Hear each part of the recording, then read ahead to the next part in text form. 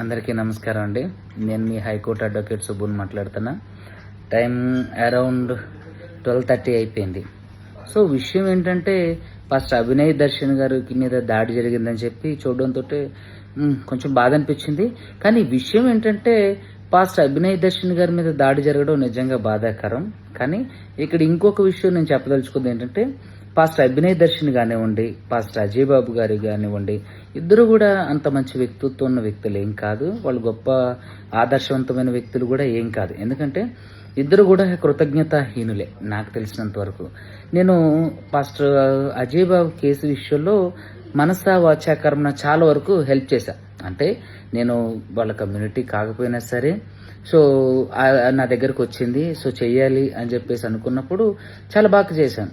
So నాతో పాటు సరోజా భాస్కర్ గారు చేశారు, తమ్ముడు అశోక్ చేసిండు హైదరాబాద్ నుంచి, తర్వాత ఇంకా 4-5 మనసా వాచా కర్మన తిరిగి మరీ చేశాం.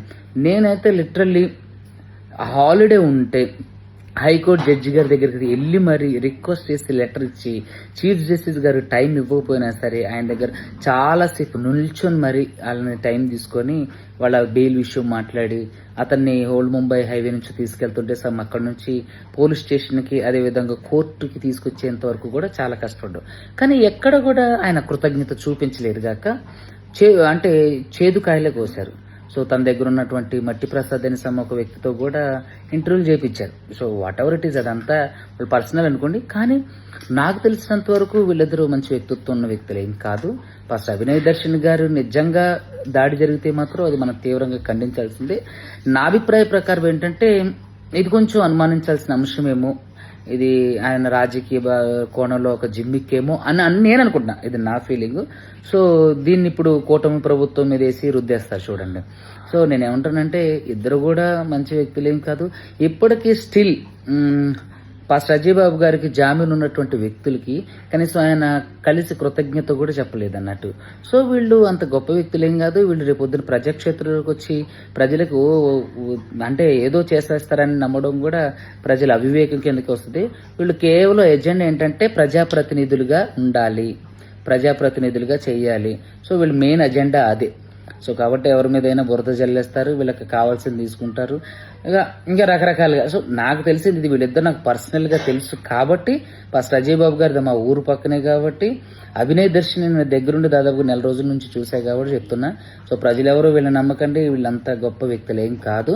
సో ఒకవేళ నిజంగా వాళ్ళు మనస్ఫూర్తిగా చేస్తున్నారంటే, నా అభిప్రాయం ప్రకారం అయితే వాళ్ళు మనస్ఫూర్తిగా చేస్తలేరనే చెప్తున్నా. అధికారం కోసం చేస్తున్నారు అనేది మాత్రం నాకు క్లారిటీగా అర్థమైన అంశం. సో వీళ్ళు ఎవరికి కనీసం సహాయం కూడా చేయరు.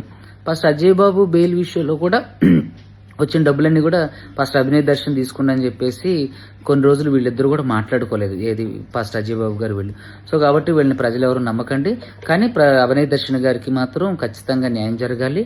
ఒకవేళ నిజంగా దాడి జరుగుంటే, నాకు తెలిసి అది నిజమైన దాడిలాగా నాకు అనిపించలేదు. సో నాకు అనిపించింది చెప్పే, తప్పుగా అన్నిదా భావించొద్దు. Thank you. అందరికీ నమస్కారం అండి. నేను మీ హైకోర్టు అడ్వకేట్ సుబ్బుని మాట్లాడుతున్నా. టైం అరౌండ్ 12:30 అయిపోయింది. సో విషయం ఏంటంటే, ఫస్ట్ అభినయ్ దర్శన్ గారికి మీద దాడి జరిగిందని చెప్పి చూడడంతో కొంచెం బాధ అనిపించింది. కానీ విషయం ఏంటంటే, పాస్ట్ అభినయ్ దర్శన్ గారి మీద దాడి జరగడం నిజంగా బాధాకరం.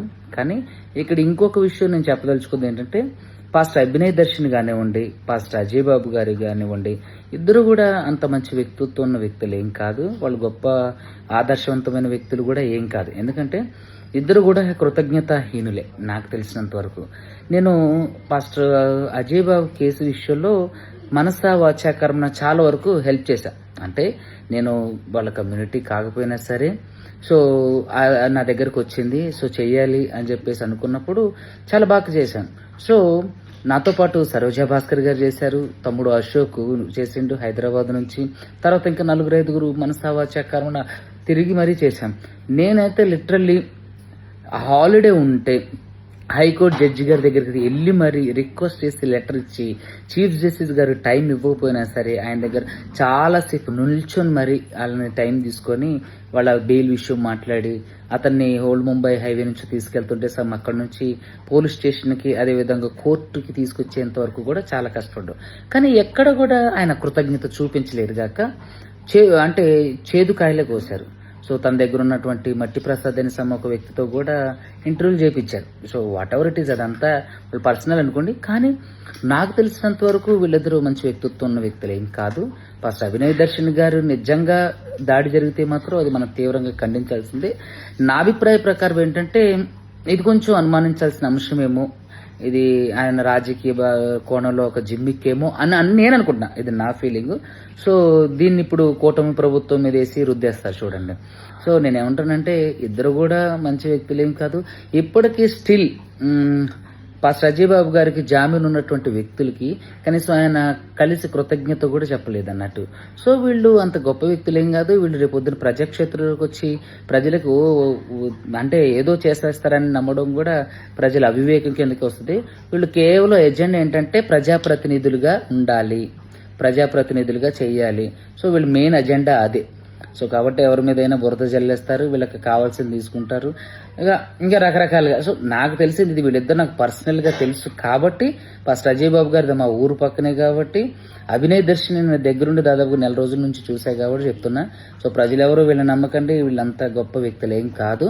సో ఒకవేళ నిజంగా వాళ్ళు మనస్ఫూర్తిగా చేస్తున్నారంటే నా అభిప్రాయం ప్రకారం అయితే వాళ్ళు మనస్ఫూర్తిగా చేస్తలేరనే చెప్తున్నా. అధికారం కోసం చేస్తున్నారనేది మాత్రం నాకు క్లారిటీగా అర్థమైన అంశం. సో వీళ్ళు ఎవరికి కనీసం సహాయం కూడా చేయరు.